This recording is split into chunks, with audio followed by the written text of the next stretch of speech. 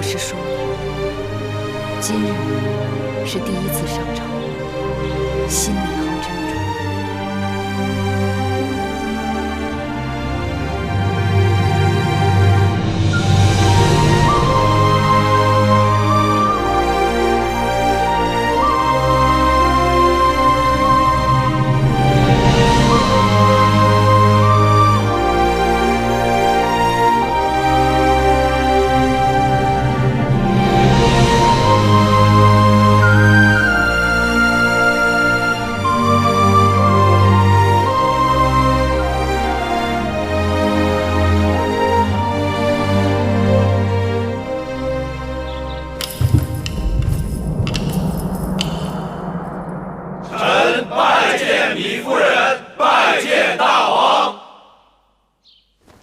诸卿免礼。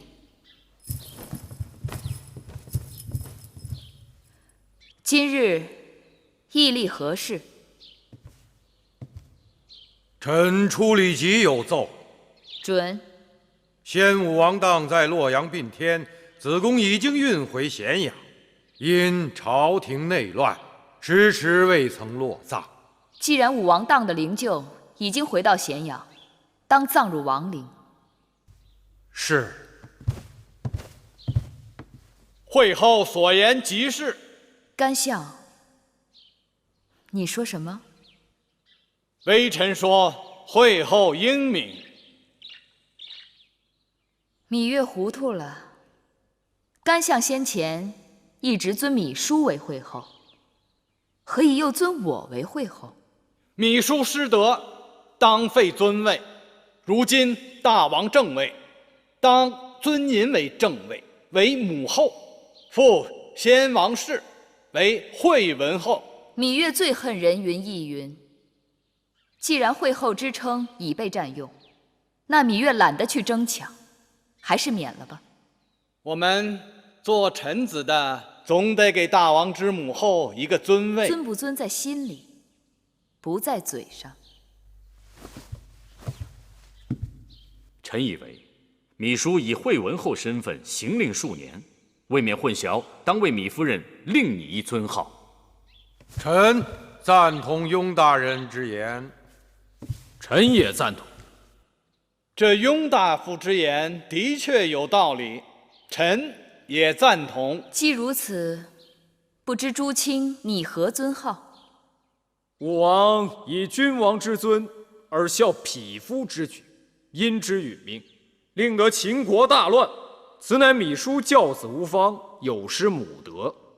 想当年周武王英年而逝，一下成王年幼，幸得母后王姜辅佐，匡正王道，从而成就周氏江山数百年，至今不灭。周氏三母称太任、太姒、太姜，臣以为当以太字为尊号，称太后。太者大也，也作太字，而以为形容未尽之意。古以太字为最尊，王之楚为太子，王之母当为太后。臣以为芈姝有失母德，太后当尽母职，待王摄政以匡正王道，行古人未行之新政。故建议自今日起，王之母当不负前王谥号，另行单独称为太后，不知可否？臣以为魏冉将军、雍瑞大夫所言甚是。初离子以为如何？臣但遵王意。既如此，自今日起就尊圣母为太后。寡人年纪尚小，为了大秦王业，当由母后临朝称制，代掌朝政。臣拜见太后，愿效忠太后，凡有所命，誓死相随。臣拜见太后，愿效忠太后，凡有所命，誓死相随。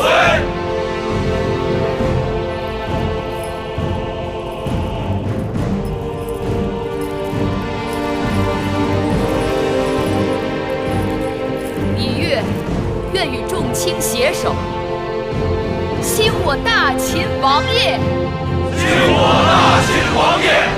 兴我大秦王爷！公元前306年，在魏冉和初里吉等人的支持下，秦昭王嬴稷登基。因其年幼，其母芈月听政。自此开端，中国历史上有了第一个太后。芈月开始了长达41年的执政生涯，史称宣太后。如今那公子季已经登基了，我们忙活了这么久，全是在为他人做嫁衣裳。我们的运气算好的了。不知这芈月是一时顾及不上，还是有别的顾忌，竟然没有即刻追究我们给他下蛊的罪责。按理说，芈月和我们结怨极深，就算不即刻拿走我们的人头，也应该把我们打到掖庭冷宫去。谁料却把你我放在这披香殿，也不知道他是什么打算。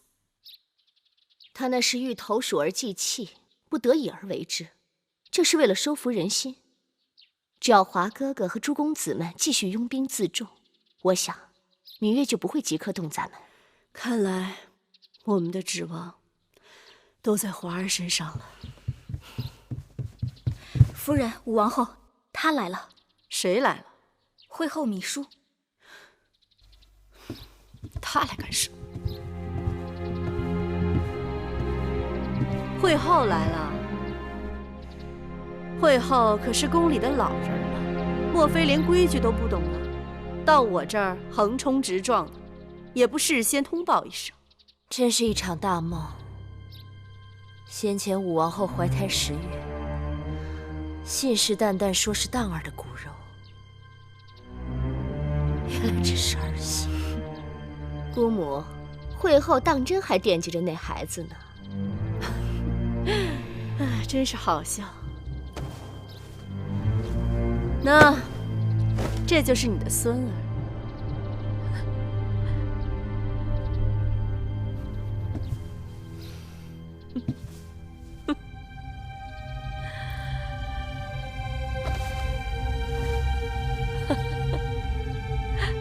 魏婴，这就是你干的好事。好歹当儿是你的夫君。会后大王不在了，我跟姑母总得寻条活路吧。身孕也好，假孕也罢，可你们不能去害公子壮。